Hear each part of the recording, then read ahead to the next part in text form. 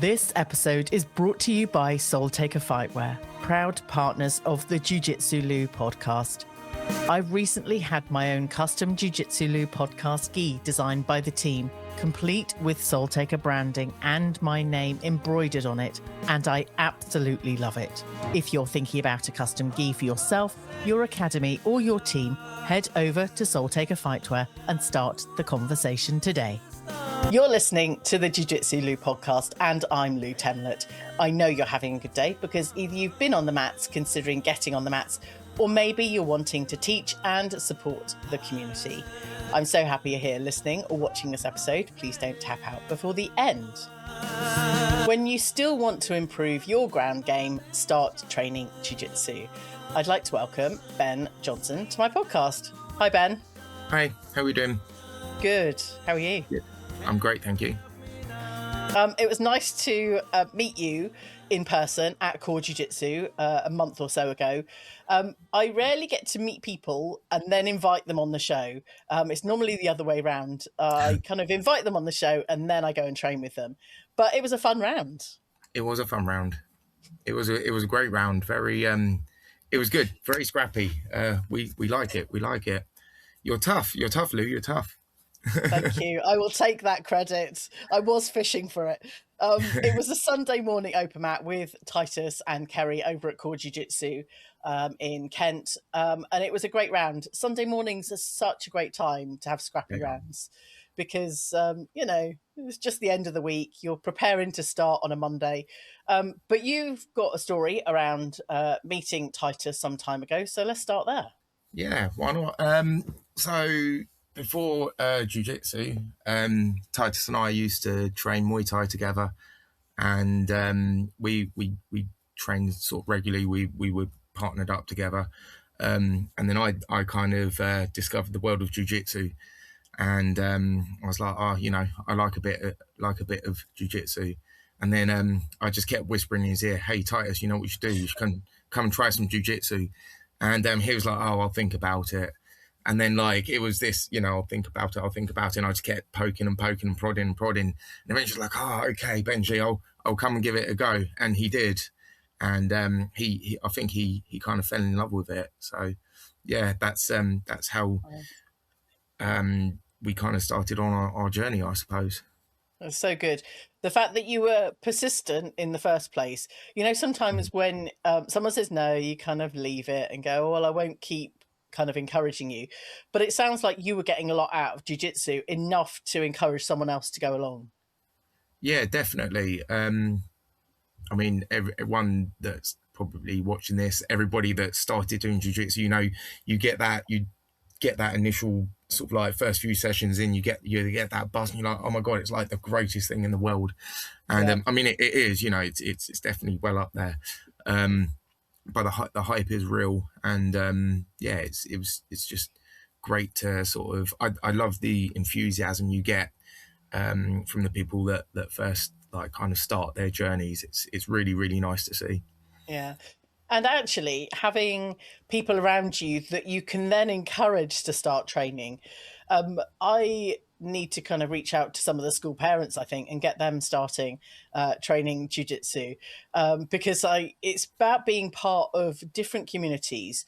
But you've come from the Muay Thai community, so you had Titus in that mix. But why Muay Thai to jiu-jitsu?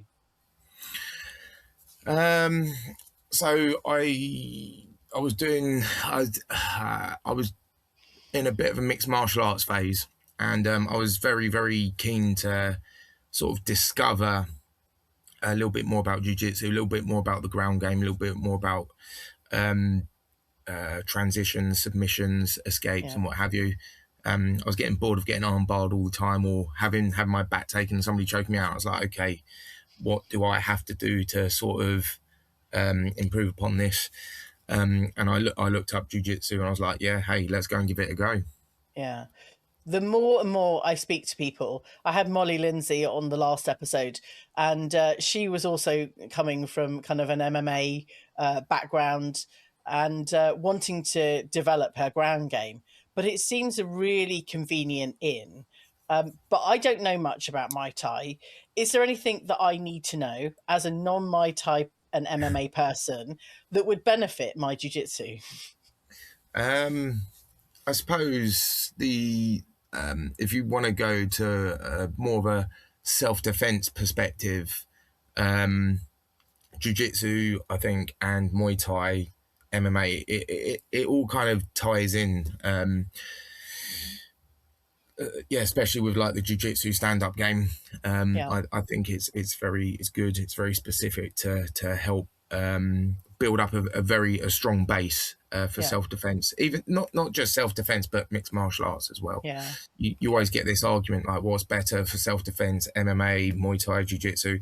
I think all of it. I really do think all of it. But Brazilian Jiu-Jitsu in particular, I mean, you can see it when you get like the little 5 foot nothing people that are like whatever, and then you've got like they're going against the 6 foot, however big these people are, and they're sort of like defending really well and just like breakdancing all over them. I think it really does speak how powerful and effective jiu-jitsu can be.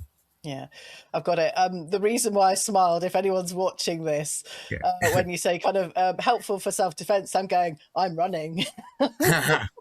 yeah, definitely. You should run. But, anyway, you know, yeah.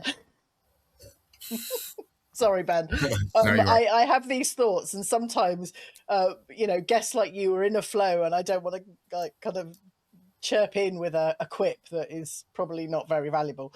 But let's kind of go on. And so Muay Thai Jiu-Jitsu, you're a black belt in Brazilian Jiu-Jitsu. Talk to us about when you got your black belt. I got my black belt in December 2024. So Ross Nichols gave me my black belt at London Grapple. That is primarily where I train. I also train, I teach at New Wave Academy in Bromley and Croydon. I teach at Thurrock Martial Arts in Essex, and I've helped out at Kerr and a couple of other places locally as well. Nice. You obviously been training for a number of years. What was the journey, the kind of latter part of your jiu-jitsu journey to black belt?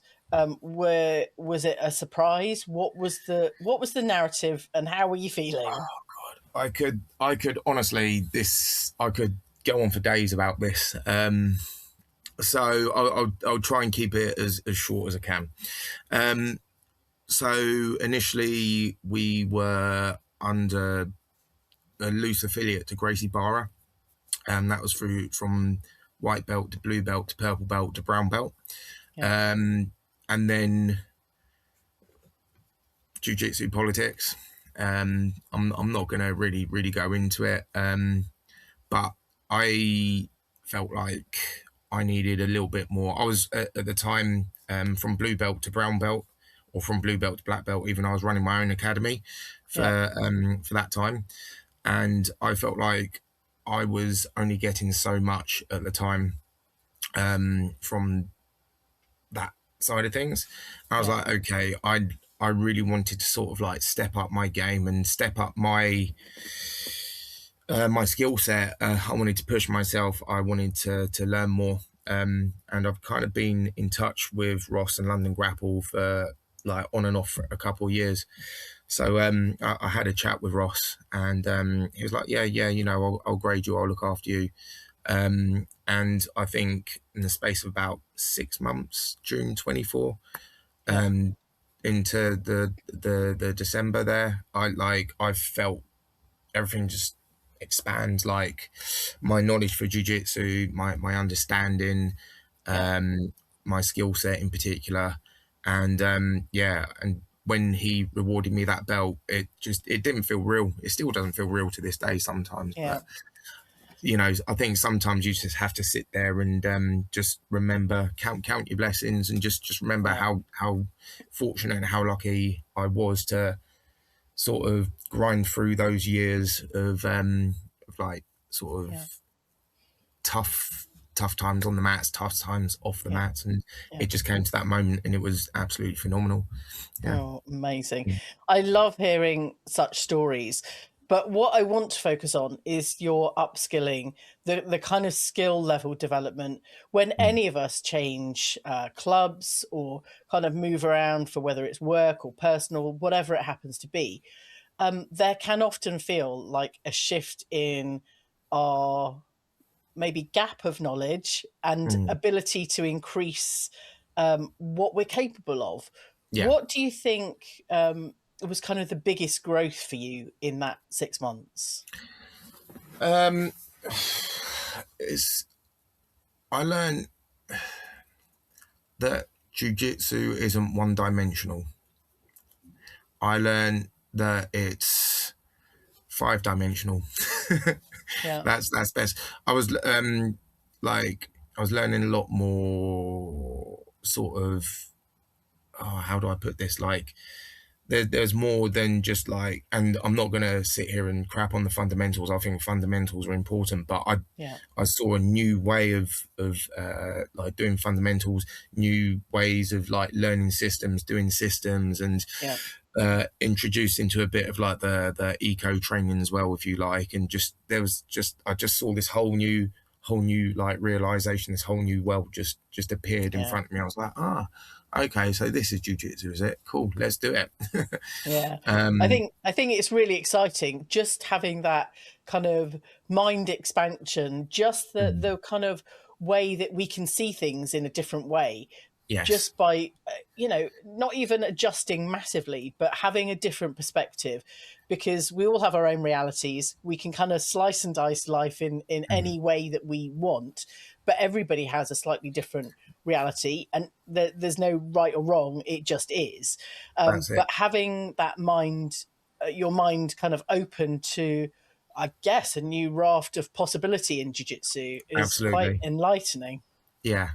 I think what's important as well is like, especially like from a coach's perspective as well, is how coaches explain jiu-jitsu as well, or how they explain the moves.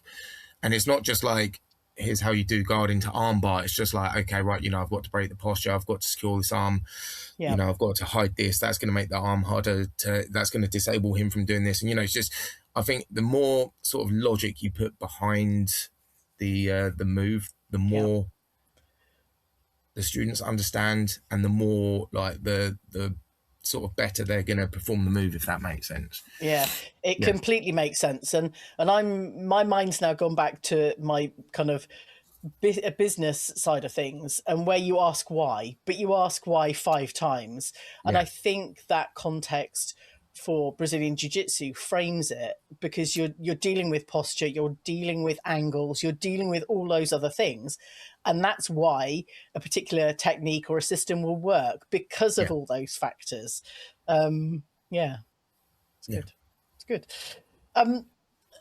Okay, we're going to move on to the doppelganger effect in the Brazilian Jiu-Jitsu community. You know what I'm talking about, Ben. Yeah. Mr. Gavin Stewart. Mr. Gavin Stewart. Yeah. There are a number of pairings, doppelgangers in the community, and a number of which I've spoken with. I do feel like I need to play pairs and have some kind of jiu-jitsu personality game cards at the moment. But talk to us about Gavin and you. Gavin, yeah. So Gavin's a great guy. I really like Gavin. I've got a lot of time for him. He's a funny guy. He reminds me of me a little bit, actually. He's we're both quite out there. We're both quite vocal. We had a match on Leicester Grappling Series a couple of months ago, and just like the build up to it was, we'd post memes of each other or photoshops of each other, AI images of each other, and we'd be absolutely ripping the crap out of each other. It was absolutely brilliant. But you know, like we just built up the match a little bit, but everything aside, you know, we're like in each other's DMs, like, oh, you know, how's it going? How's the family? Blah blah blah. You know, like this. Hope you're okay.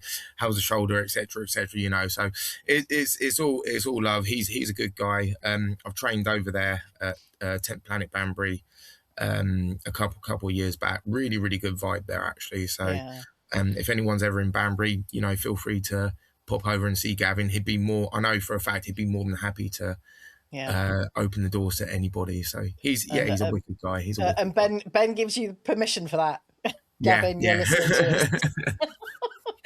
No, it's great. And I think showcasing kind of collaborations, friendships from jiu-jitsu is just really important for anyone in the community, knowing that someone else has got your back from afar, whether they're in the UK, whether they're anywhere else in the world, but knowing that you kind of have a friendship on the mats and kind of ability to train or compete together is just a wonderful thing. And it can bring all sorts of incredible events and opportunities. Definitely. I think like we've got our friends outside of jiu-jitsu, but like when your friends in jiu-jitsu, there's a little bit more of a deeper understanding, I think. I've always said, like, when you roll with somebody, you can tell a lot about somebody that you roll with. You can tell a lot about their life, a lot about what's going on off the mats and what have you. And definitely some of the deepest conversations I've had with people from jiu-jitsu, and some of the like bestest friends that I've made are from jiu-jitsu as well. So it's just brilliant. Nice. I do want to credit friends in jiu-jitsu and my friends outside of jiu-jitsu. I was going to joke and say, friends outside of jiu-jitsu, who are they? What are they? We all know we've got friends all over the place, not just in jiu-jitsu. Community spotlight on Rain Clothing. Great brands don't just make clothing, they become part of the community they're built for. Rain Clothing is doing exactly that, creating apparel inspired by the people and culture of Brazilian Jiu Jitsu, with a focus on quality, style, and life on and off the mats. If you're looking for clothing that reflects your passion for the sport beyond training, go and take a look at what Rain Clothing is creating. Visit rainclothing.com to find out more. If you'd like to feature in a future Community Spotlight, get in touch with me, Jiu-Jitsu Lou. This is the Jiu-Jitsu Lou podcast with me, Lou Temlett, coming to you from the UK. Keep checking out the clips that drop as soon as I've recorded an episode, usually way before the episode goes live. And as always, please go and subscribe. And on all the platforms, YouTube, Spotify, Apple Podcasts, all over the place. It will really help this show grow. And today I'm having a conversation with Ben Johnston. Ben, let's get back to it. So we are, let's carry on with the conversation around you being a black belt and growing your identity, and not forgetting and kind of bringing on board more of your own training, because I see a number of black belts and kind of upper belts invested in academies and invested in coaching.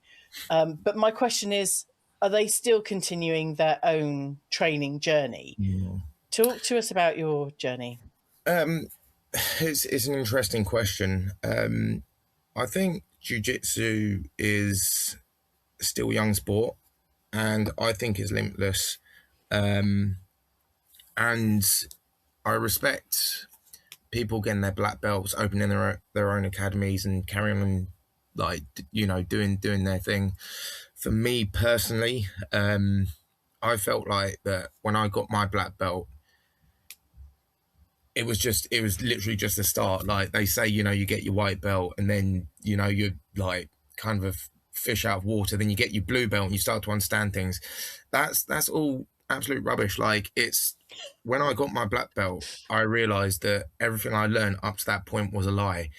And then still to this day, it's like when I'm doing techniques from, like, I don't know, 4, 5, 6 years ago, whatever, I'm just like, but hang on a minute, I wasn't doing this before. And it's might just be turning my shoulder a little bit more, might just be putting a little bit more hip pressure in, might just be a little bit of footwork, you know, and what have you. But it's just, you really, really do start to learn that all the little details matter.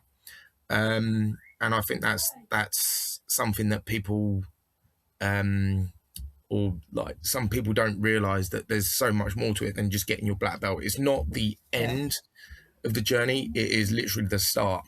And for me as well, I'm learning all about different guards and different ways to set up guards, and going from one guard to another guard, and just seeing how all these little dots link. It's just, it's mind blowing just how big the matrix is, I suppose, so to speak. So you have a vision to, I guess, injury recovery, all being well, but for Euros. Yes. So talk to us about competing as a black belt. Jeez, yeah, I'm looking to do. I would love to do the Euros in October. Yeah. I would love to do the Euros in October, definitely. Injury wise, you know, when you've been doing this and other martial arts for nearly 20 odd years, over 20, 23, 24 years now, there's a few injuries, shoulders, ankles, knees, arms, etc. But I think one thing that's really important is to have a really good sort of like strength and conditioning regime, or routine, sorry. And I really have found I've done that. I really did some damage to my shoulder after an MMA fight about 2.5 years ago. I had nerve damage all down my arm. My rear delt just completely disappeared, basically. And it was just like rebuilding it time after time. And then 2.5 years later, I'm probably feel the strongest I've ever felt in my life. And that's just from doing simple strength and conditioning, really eating well, what have you. I think that's really, really important. When I did my first competition as a black belt, I'm not going to lie, I was absolutely shitting myself. Am I allowed to swear? Yeah. I was crapping myself. That's covered. I was crapping myself. And no, because like it just felt like a bit of pressure. Like I've whenever I've competed, I've always done it to have fun, or gone to do it for myself. You know, I've always wanted to know where I'm at. But I just remember it's like, okay, crap, you know, like I'm a black belt now. This is real almost, you know. And going up against other black belts was a little bit like at first. But like it's like with everything, you know, you get the first couple out of the way, and you realise it's just literally another competition, you know. So that's dead honesty there. No, thank you for that. And I think any of us at any belt level, whether we're white, blue, purple, brown, or even black, then there are nerves. There's still that feeling. Before we started recording, I mentioned to you about my first competition. I went over to Barcelona, and I now reflect that actually most of that competition I was in an adrenaline dump and didn't know where the heck I was or what I was doing. Have you ever experienced quite such a significant kind of out of body experience, maybe? This is an interesting one. There's a particular competition I remember just as I was ending towards my blue belt. I was just before I got my purple belt.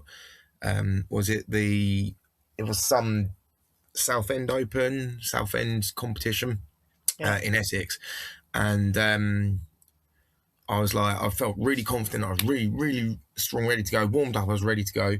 And a friend I had at a time, they sort of just dropped a bit of like news to me, a bit of negative news, and I just felt everything go boom like that. And I was like, okay, and like I was trying to talk myself out of it.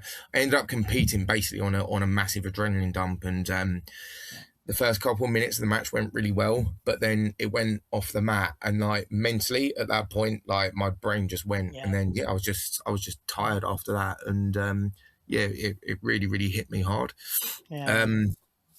But if it's okay, I would like to give a little bit of advice out to the community. Yes, please do. Because I think I just want to say thank you for sharing.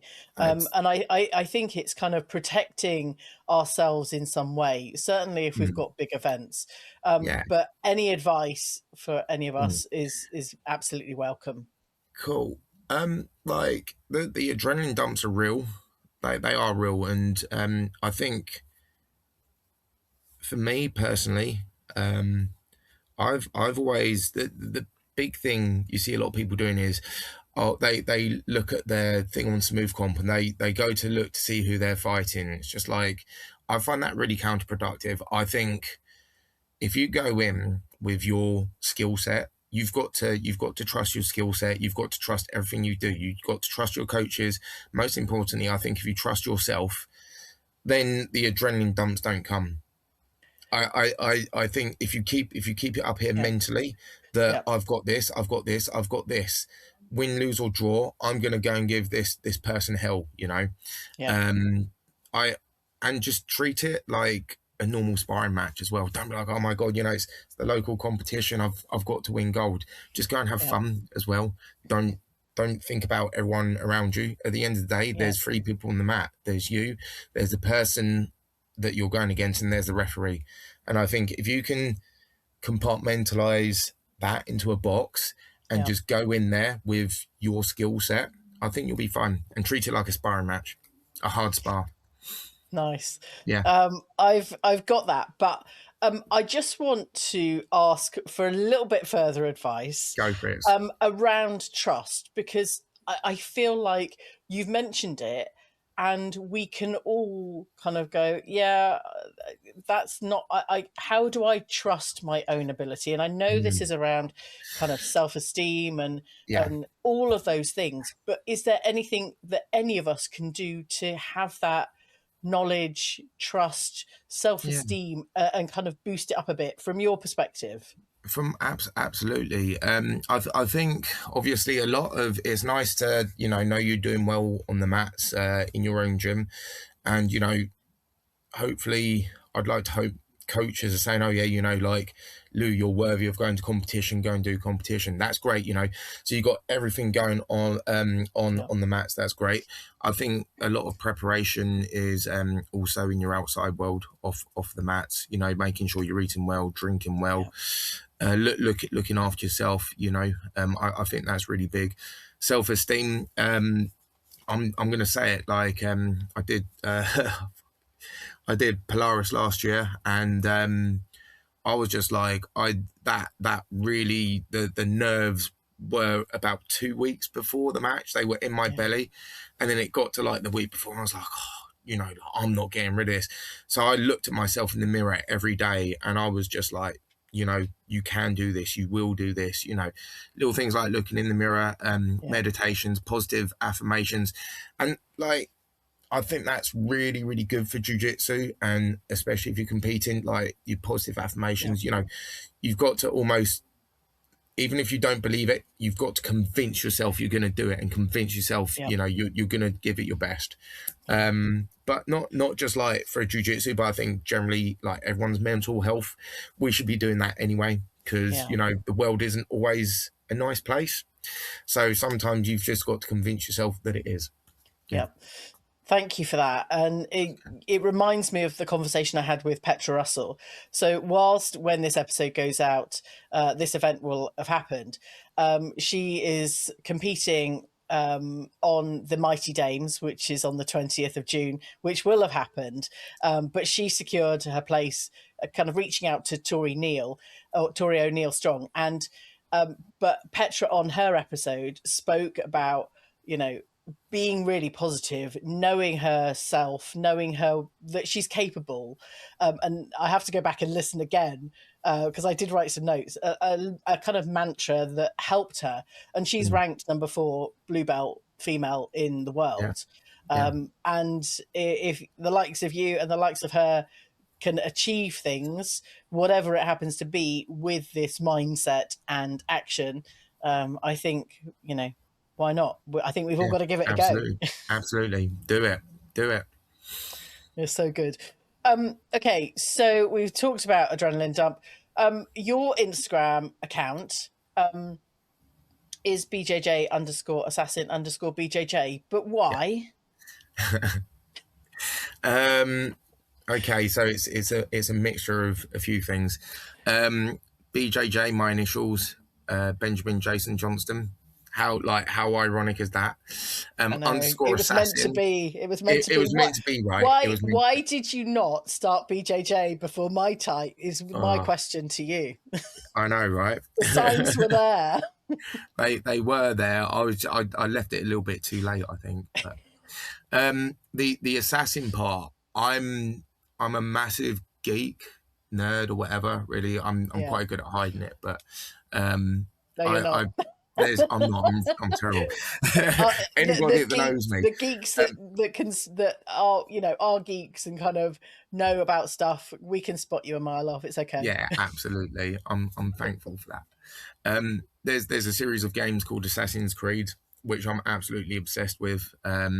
So I'll save that for another podcast.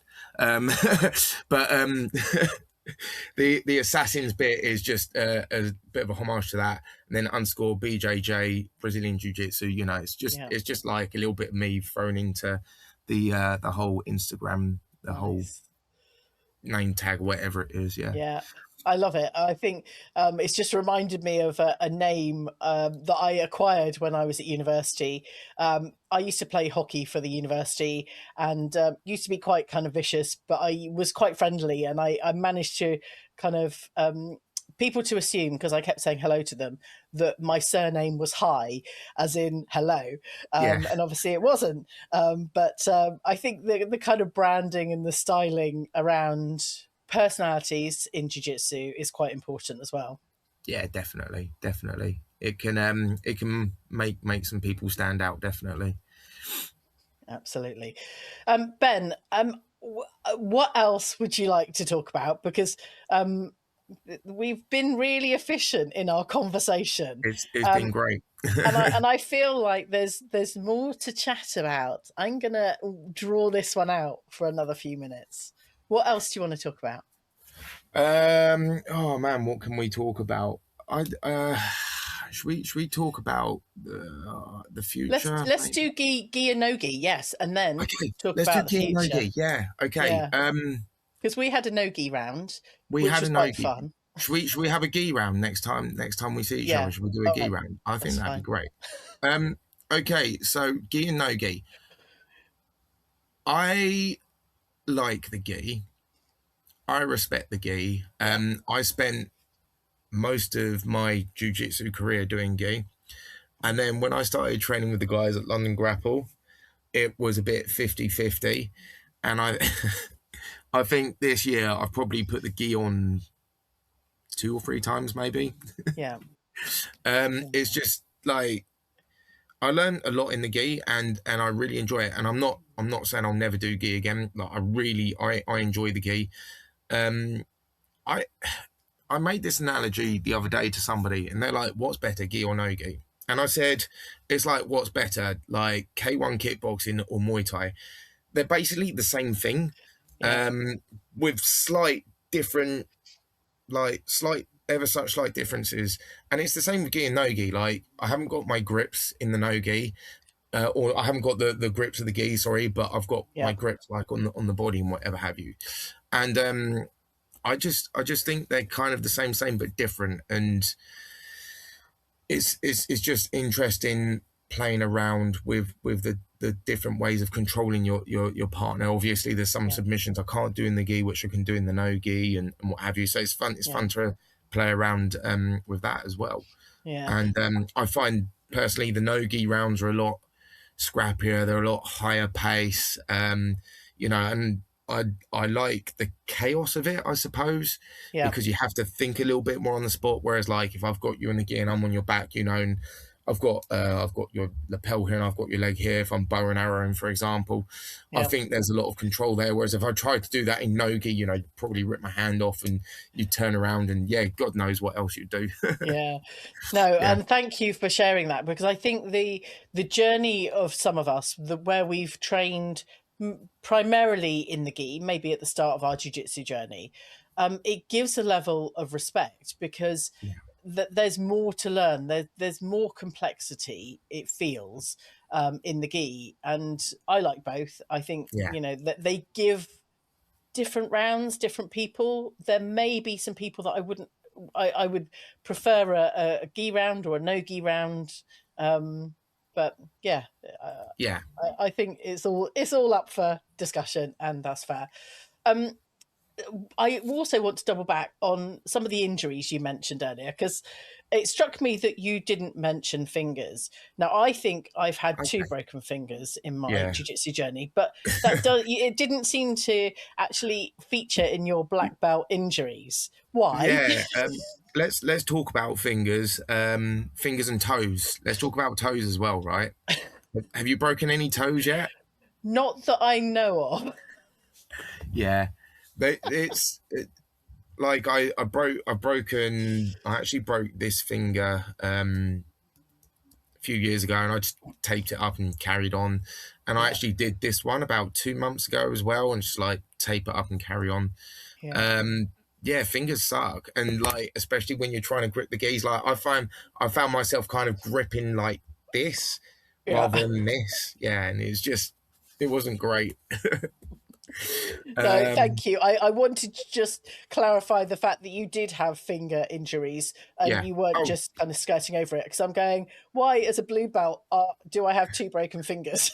do you know I think sometimes you have so many injuries you forget about them, and like Yeah, fingers, they're permanent. They're almost in a permanent state of like pain or injury. It's just like normalized. It's sorry. Like I'm not trying to put anybody off, but it's all right. They don't get to the end of the episode anyway, so it doesn't matter.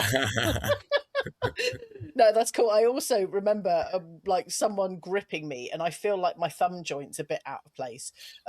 So yeah, please, any opponent on a competition, I'm going to be hiding my wrists and thumbs your now. thumbs. Yeah, Okay, so let's talk about the future for yeah. you. Yes. Interesting. I'm currently where I'm at in my jiu-jitsu career. I'm quite happy. I still feel like there's a lot for me to learn. There's a lot for me to do, and that's always going to be the case. I'll always want to learn. If I can ever get aboard and meet some legends, I'll go meet them. I'd love to go to Australia and meet Lachlan Giles, for example. I'd Yeah, like to go over to Texas and train with John and Gordon as well. There's still a lot to do. There's a lot of people to speak to about things. But even like saying 10, 20 years time, I'd love to do that.